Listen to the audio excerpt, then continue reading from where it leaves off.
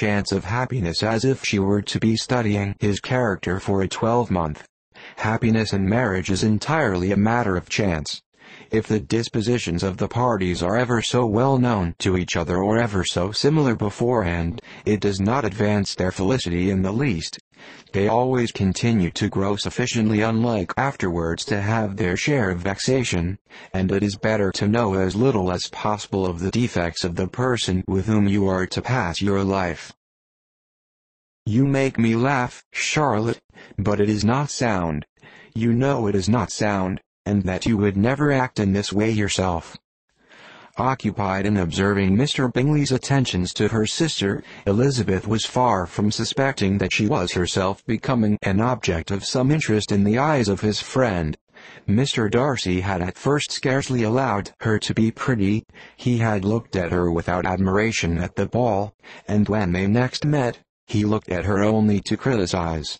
But no sooner had he made it clear to himself and his friends that she hardly had a good feature in her face, than he began to find it was rendered uncommonly intelligent by the beautiful expression of her dark eyes. To this discovery succeeded some others equally mortifying. Though he had detected with the critical eye more than one failure of perfect symmetry in her form, he was forced to acknowledge her figure to be light and pleasing, and in spite of his asserting that her manners were not those of the fashionable world, he was caught by their easy playfulness. Of this she was perfectly unaware. To her he was only the man who made himself agreeable nowhere, and who had not thought her handsome enough to dance with.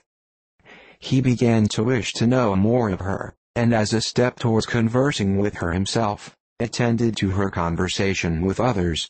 His doing so drew her notice. It was at Sir William Lucas's, where a large party were assembled. "What does Mr. Darcy mean," said she to Charlotte, "by listening to my conversation with Colonel Forster?" "That is a question which Mr. Darcy only can answer. But if he does it any more I shall certainly let him know that I see what he is about. He has a very satirical eye, and if I do not begin by being impertinent myself, I shall soon grow afraid of him."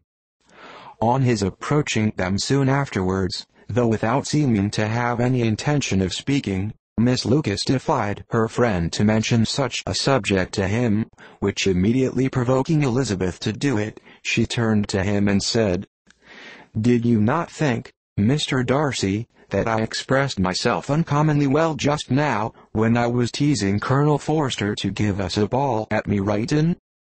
"With great energy, but it is always a subject which makes a lady energetic." "You are severe on us." "It will be her turn soon to be teased," said Miss Lucas. "I am going to open the instrument, Eliza, and you know what follows." "You are a very strange creature by way of a friend. Always wanting me to play and sing before anybody and everybody. If my vanity had taken a musical turn, you would have been invaluable, but as it is, I would really rather not sit down before those who must be in the habit of hearing the very best performers." On Miss Lucas's persevering, however, she added, "Very well, if it must be so, it must." And gravely glancing at Mr. Darcy, "There is a fine old saying, which everybody here is of course familiar with, 'Keep your breath to cool your porridge,' and I shall keep mine to swell my song." Her performance was pleasing, though by no means capital. After a song or two, and before she could reply to the entreaties of several that she would sing again, she was eagerly succeeded at the instrument by her sister Mary, who having, in consequence of being the only plain one in the family, worked hard for knowledge and accomplishments, was always,